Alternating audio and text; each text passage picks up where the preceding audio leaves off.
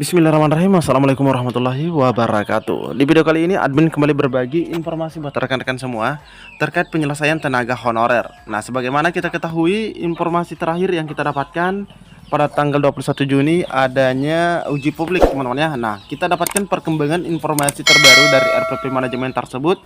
Bahkan di sini kita dapatkan bocoran dari pasalnya dan babnya, teman-teman ya, serta di-spill isinya. Jadi buat teman-teman semua yang lagi menonton video ini, mohon disimak videonya dengan baik, jangan di skip agar tidak salah dalam memahami informasi yang admin bagikan. Jika ada suara-suara berisik, abaikan saja. Oke, kita lanjut saja ke info intinya. Nah, ini kita sudah berada pada website resmi Menpan RB, teman-teman ya. Nah, kita bisa scroll ke bawah. Di sini ada informasi di tanggal 25 Juni. Nah, kita lihat. Oke, nah di sini uji publik RPP manajemen ASN. Menteri Anas menyatakan pengembangan kompetensi ASN akan terintegrasi dan berbasis pengalaman. Nah, di sini kita bisa lihat, teman-teman ya, rapat koordinasi kepegawaian sewilayah kerja kantor regional 12 BKN Pekanbaru manajemen aparatur sipil negara, dan di sini diundang semua, teman-teman ya, semua BKD atau BKPSDM. Oke, kita lihat saja informasi lengkapnya. Uji publik mengenai RPP manajemen aparatur sipil negara kembali digelar. Nah, ini kembali, teman-teman ya, karena sebelumnya sudah per tanggal 21. Kementerian Pendayagunaan Aparatur Negara dan Reformasi Birokrasi bersama BKN menampung berbagai masukan agar RPP ini lebih implementatif dan bisa semakin meningkatkan kualitas ASN. Nah, untuk uji publik kali ini diadakan dalam rangkaian kegiatan rapat koordinasi. Jadi dirangkaikan, teman-teman ya, dengan rapat koordinasi kepegawaian sewilayah kantor regional 12 BKN Pekanbaru. Terus di sini peserta uji publik adalah para kepala BKD dan BKPSDM, segenap pengelola SDM di wilayah kerja Kanrek 12 Pekanbaru. Nah, di sini meliputi Provinsi Riau, Kepulauan Riau, Sumatera Barat, dan Jambi. Aspirasi dari ini tentu akan menjadi pertimbangan dan masukan penguatan substansi yang ada saat ini. Nah, kita bisa lihat di sini, teman-teman ya. RPP manajemen ASN ini terdiri dari 21 bab dan 312 pasal, di mana salah satunya, nah ini sudah di-spill, mengenai pengembangan kompetensi. Pola pembelajaran ASN nantinya mengutamakan experiential learning seperti magang dan on the job training. Sistem pembelajaran akan dibuat integrated learning, ujar Menteri Anas. Dalam konsep RPP manajemen ASN, setiap pegawai wajib mengembangkan kompetensi dan instansi wajib mengembangkan budaya belajar. Peran instansi pemerintah sebagai pusat unggulan yang menyelenggarakan pengembangan kompetensi dikoordinir oleh lembaga administrasi negara dan dilaksanakan dalam sistem pembelajaran terintegrasi. Pada kesempatan itu, PLT Kepala BKN Haryomo Dwi Putranto berharap RPP ini segera diundangkan. Nah, ini sudah ada desakan dari BKN juga, di mana Pak Haryomo berharap ya, ini menyampaikan agar RPP ini segera diundangkan. Artinya RPP ini sudah siap, teman-teman ya. Namun pihaknya tetap menampung beragam aspirasi agar RPP ini bisa diterima dan implementatif bagi seluruh pegawai. Nah, kita lihat ini ada foto dokumentasi pada saat rapat. Kita akomodir beberapa ketentuan dan masukan dari teman-teman di seluruh Indonesia. Ingat ya, bukan cuma di Pekanbaru atau Kanrek 12, tapi seluruh Indonesia. Kita tampung masukan-masukan agar tidak ada kesenjangan hukum. Sementara itu, dari PLT Deputi SDM yaitu Bapak Abdul Hakim menegaskan RPP manajemen ASN ini disusun dengan meritokrasi yang ketat. Namun aturan-aturan yang tertuang disusun dengan fleksibel agar bisa mengikuti perkembangan yang ada. Misalnya, terkait pengembangan kompetensi ASN, aturan akan dibuat lebih fleksibel dan adaptif. Hakim berharap regulasi yang fleksibel dan adaptif ini mampu membawa talenta-talenta baru untuk bisa menjadi pemimpin birokrasi. Nah, salah satu contoh pengembangan kompetensi adalah belajar secara langsung pada instansi yang telah berhasil.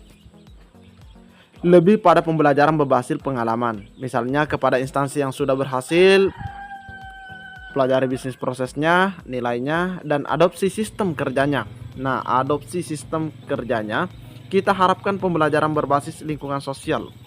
Nah, ini ada Bapak Abdul Hakim, teman-teman ya. Perlu diingat, ruang lingkup manajemen ASN yang diatur dalam RPP ini terdiri atas perencanaan kebutuhan, pengadaan, penguatan budaya, dan budaya kerja ya, dan citra institusi, pengelolaan kinerja, pengembangan talenta dan karir, pengembangan kompetensi, pemberhentian, serta penegakan disiplin. RPP manajemen ASN juga diharapkan mampu memecahkan persoalan saat ini masih ada. Yang saat ini masih ada salah satunya ketimpangan talenta, pengelolaan kompetensi termasuk kesejahteraan ASN pusat dan daerah. Nah, jadi di sini sudah jelas ya teman-teman ya, isi daripada RPP manajemen ASN ini ada 21 bab kalau tidak salah tadi. Kita lihat ada 21 bab dan 312 pasal. Alhamdulillah teman-teman ya. Nah, kita lanjut terkait masih berkaitan dengan uji publik ini. Nah, di sini kita lihat masih terkait uji publik teman-teman ya. Namun DPR di sini menyampaikan juga satu hal, yaitu di mana RPP manajemen ASN masuk tahap uji publik. DPR RI tuntut semua honor diangkat P3K tanpa terkecuali. Jelas ya, tanpa terkecuali. Nah, ini respon dari Menpan. Kita lihat informasinya masih baru teman-teman ya. Oke, jadi pastinya teman-teman juga setuju jika diangkat tanpa terkecuali. 19 Juni 2024 lalu, Junimar Girsan sebagai Wakil Ketua Komisi 2 melakukan pertemuan dengan Menpan membahas persoalan honorer. Kalau 19 Juni ini terbilang baru teman-teman ya. Pada pertemuan tersebut ia mengungkit terkait amanat Undang-Undang nomor 20 harusnya ya, tahun 2023 tentang ASN. Ia menegaskan jika pemerintah tidak mengangkat honor secara keseluruhan, maka hal tersebut bisa dianggap melanggar Undang-Undang ASN. Yang mana mendengar hal tersebut, Menpan RB menanggapi atau memberikan respon dengan singkat, mengucapkan siap teman-teman ya. Nah, siap. Jadi Menpan siap. Diketahui saat ini PP turunan Undang-Undang ASN digadang akan memudahkan proses, alhamdulillah ya, memudahkan proses pengangkatan ASN tengah digarap oleh pihak terkait. Bahkan RPP manajemen ASN kini telah masuk pada tahap uji publik yang dilakukan oleh Kemenpan dan BKN serta LAN. Anas menyatakan dalam penyusunan RPP manajemen ASN tersebut juga melibatkan pandangan dari akademisi berbagai perguruan tinggi. Selain juga itu melibatkan tim independen reformasi birokrasi nasional dan komite pengarah reformasi birokrasi nasional. PLT Deputi Bidang SDM Aparatur Kementerian Pan RB Bapak Abdul Hakim mengungkap, uji publik bertujuan untuk memperoleh masukan dan tanggapan dari berbagai pemangku kepentingan.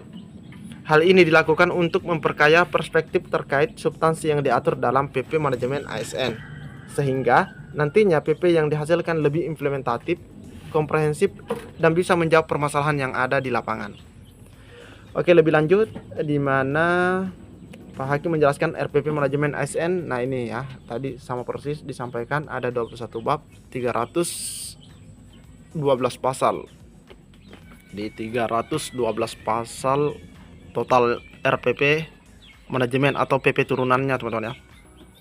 Ruang lingkup manajemen ASN diatur dalam mencakup perencanaan. Nah, ini sudah sama dengan yang ada di website resmi BKN teman-teman ya.